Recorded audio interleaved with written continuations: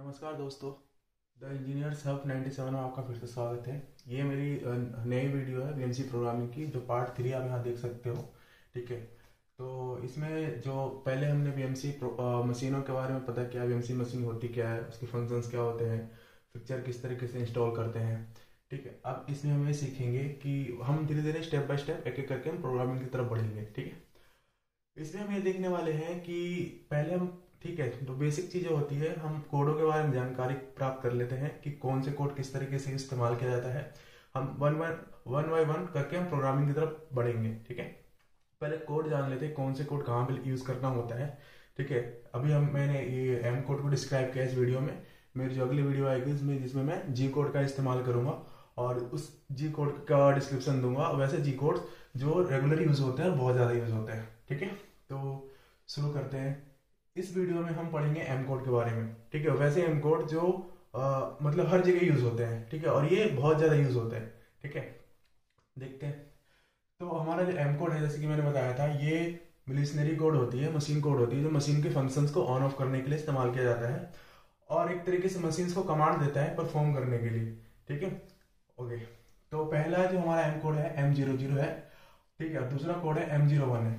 ठीक है, ये दोनों का काम क्या होता है, ऑप्शनल स्टॉप का ही काम होता है, M00 का और M01 का। लेकिन इसको हम इस्तेमाल कहाँ पे करते हैं, ठीक है, आइए देखते हैं।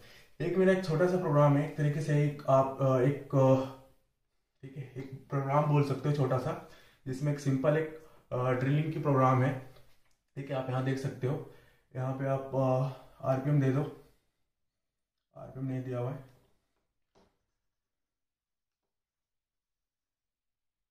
ठीक है, देख सकते हो छोटा सा प्रोग्राम है। पहला इसमें टूल चेंज हो गया। ठीक है, इसमें वर्क ऑफसेट, यानी कि यहाँ पे वर्क पढ़ा, वर्क पढ़ने के बाद 00 पे आया टूल, फिर इसके बाद स्पिंडल ऑन हो गया।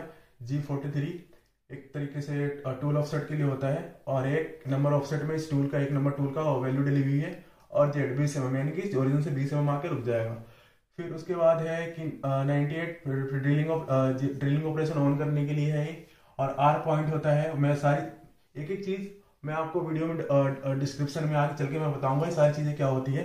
ठीक है, ये सिर्फ ये समझाने के लिए है कि M01 और M00 क्या होता है। ठीक है, इसमें हम बाद में पहुंचेंगे, पहले इसको समझ लेते हैं क्या होता है। ठीक है, M00 और M01 और M00 क्या होता है। ठीक है, इसको आप ध्यान से देखो।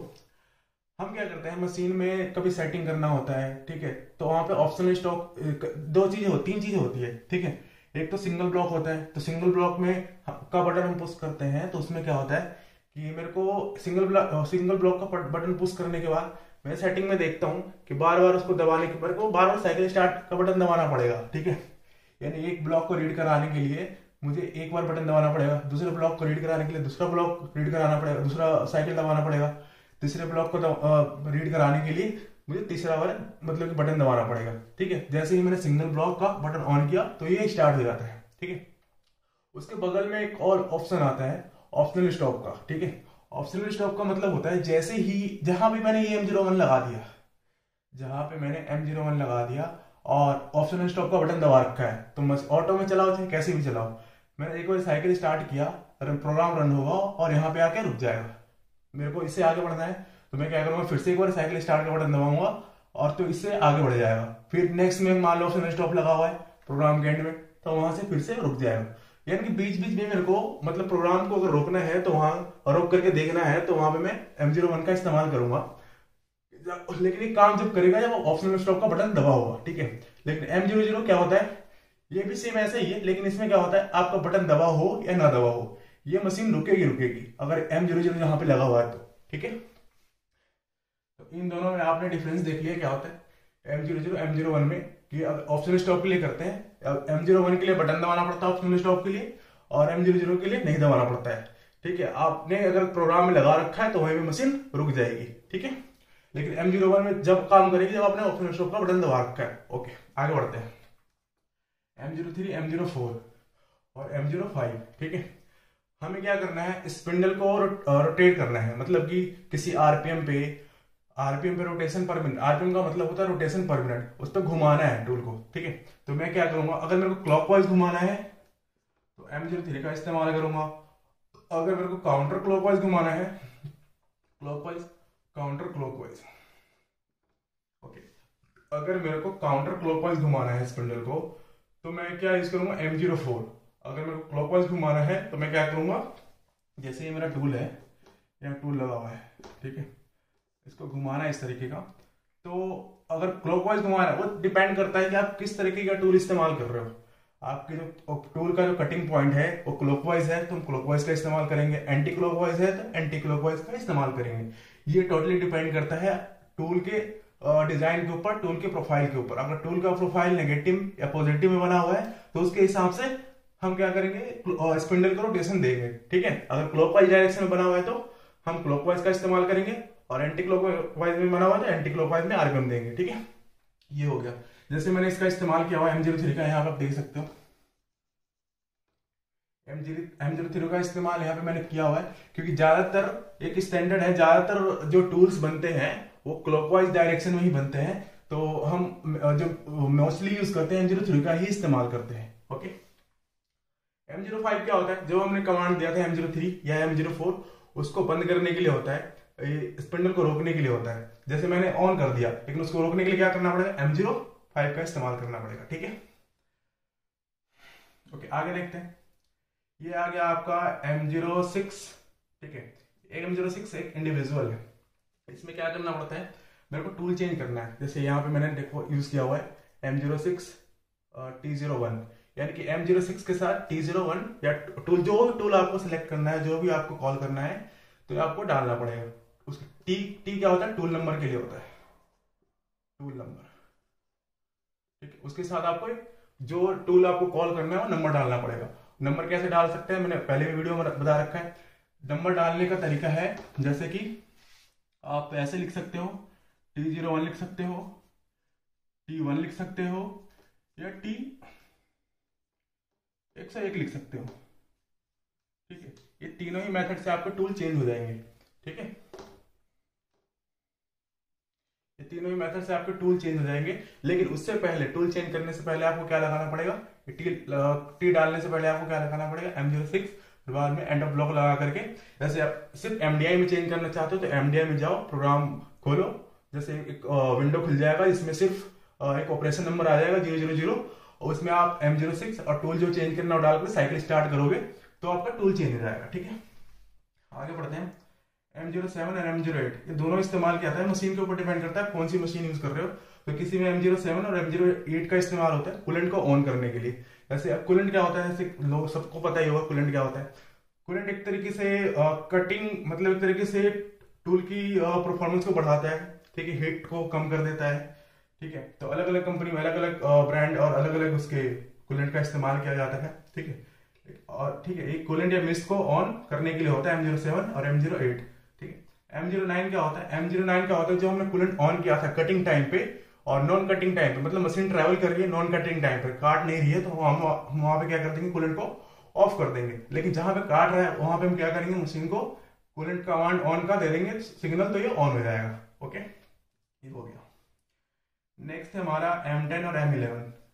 M10 और M11 क्या होता है, जैसे कि मैंने पहले वीडियो में बता रखा है कि अगर मेरे को कोई पार्ट है जिसको मेरे को 180 डिग्री में मशीनिंग करनी है, या जैसे ये है,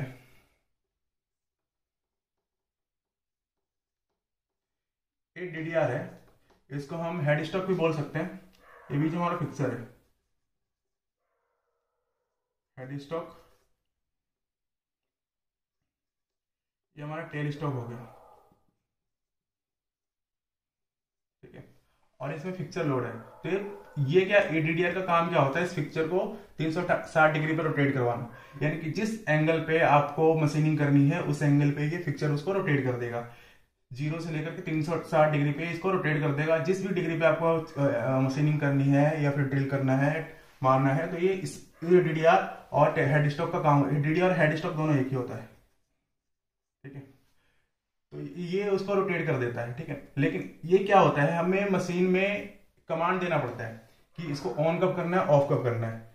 ओके, हम क्या करते हैं, जब वर्क कोऑर्डिनेट बनाते हैं, जब इसको रोटेशन का कमांड देना होता है, हम इसको बताना होता है कि आपको इस टाइम पर घूमना है, तो वहां पे हम क्या करेंगे, M10 का इस्तेमाल कर देंगे कि M10 का कमांड देते ही ये डिक्लैम्प हो जाएगा और अपने पोजीशन पे जहां पे हमने, जैसे मान लो बी की वैल्यू 180 डाल रखा है तो 180 डिग्री पे ये घूम जाएगा। फिर उसके बाद हम क्या डालेंगे, M11, फिर वहां पर घूम कर क्या हो जाएगा, रुक जाएगा, वो क्लैंप हो जाएगा। ठीक है, तो ये M10 और M11 का यूज इस तरीके से हम कर सकते हैं। ओके, आगे बढ़ते हैं रिजिड टैपिंग के लिए।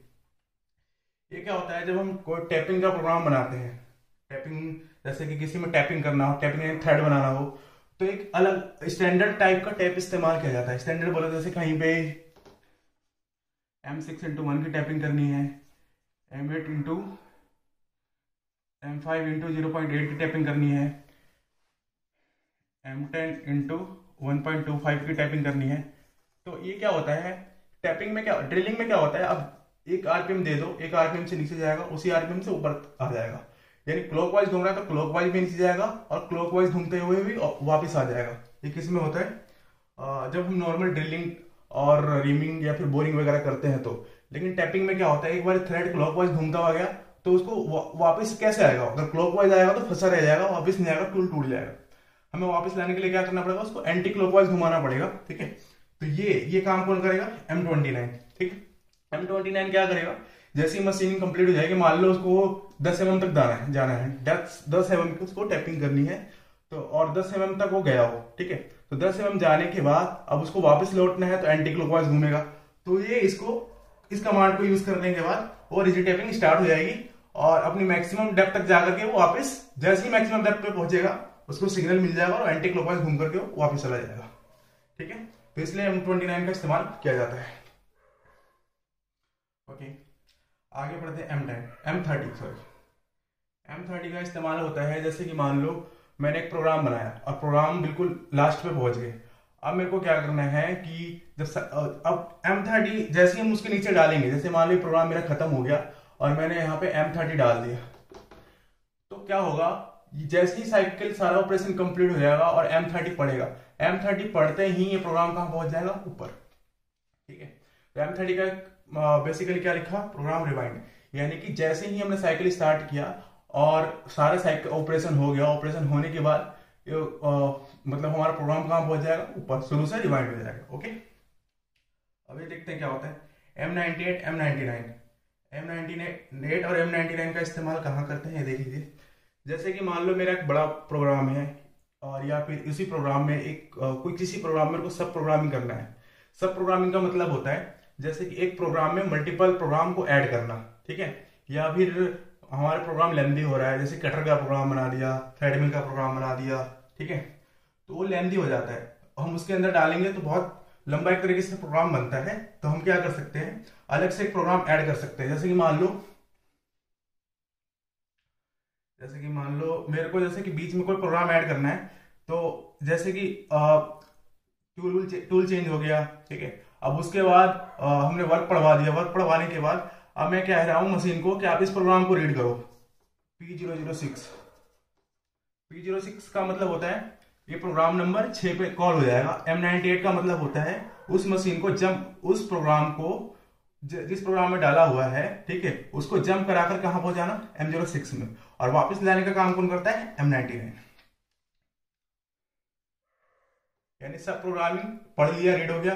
अब उसके बाद उसी प्रोग्राम को जैसे जिसको रीड किया था, जो सब प्रोग्रामिंग हमने बनाई थी, अब उसको मेन प्रोग्राम में भी लाना है। तो मेन प्रोग्राम में लाने का काम कौन करेगा, M99। ठीक है, M99 क्या करेगा, जो प्रोग्राम हमने बनाया था सब प्रोग्राम, जैसे P06 है, अब P06 प्रोग्राम के नीचे हमने M99 लगा दिया, तो क्या होगा, जैसे कि M98 जैसे मेरा दूसरा प्रोग्राम था, तो ये उसी प्रोग्राम को मैं वापस भेज देगा। ठीक है, नेक्स्ट है हमारा सब प्रोग्रामिंग एंड भी लिख सकते हैं इसको। ठीक है, नेक्स्ट है हमारा M19 और M20। M19 का इस्तेमाल कहाँ पे करते हैं, M19 का इस्तेमाल कहाँ करते हैं, M20 का इस्तेमाल कहाँ करते हैं। जैसे कभी कभी हम टूल चेंज का कमांड देते हैं, तो क्या होता है कि हमारा स्पिंडल लॉक होता है। जैसे टूल चेंज किया, टूल चेंज करने के बाद हम स्पिंडल को नीचे लेके आते हैं और टूल को रोटेट कराते हैं, तो रोटेट नहीं होता है, क्योंकि उसमें ऑलरेडी M19 का कमांड लगा हुआ होता है। M19 का मतलब जो मशीन की स्पिंडल की टूल की जो पोजीशन होती है, स्पिंडल अपने उसी पोजीशन पर रुका रहेगा, वो घूमेगा नहीं। घुमाने के लिए उसको और स्पिंडल को फ्री करने के लिए हमें M20 का कमांड देना पड़ेगा। ठीक है, जैसे हम M20 का कमांड देते हैं तो क्या होगा ये कि वो फ्री हो जाएगा और रोटेट हो जाएगा। ठीक है, तो इस तरीके से हम इनका इस्तेमाल कर सकते हैं। तो ये तो मेरा एम कोड का मतलब वीडियो था जिसमें मैंने एम कोड को ब्रीफ किया है। और मैक्सिमम जो है यही सारे एम कोड इस्तेमाल होते हैं और इन्हीं के ऊपर सारे प्रोग्राम बनते हैं। ठीक है, तो आज आप लोगों ने देख लिया कि एम कोड क्या होता है और एम कोड किसकी कौन कौन से एम कोड हम इस्तेमाल करते हैं। और जो एम कोड है ये सारे जो मैं नेक्स्ट प्रोग्रामिंग करूंगा यही सारे एम कोड इस्तेमाल होंगे, इसके अलावा और कोई एम कोड इस्तेमाल नहीं होगा। ओके, ठीक है। तो आगे नेक्स्ट वीडियो आएगी मेरी जी कोड की आएगी, वही जी कोड डले हुए होंगे जो हम इस्तेमाल करते हैं प्रोग्रामिंग के लिए।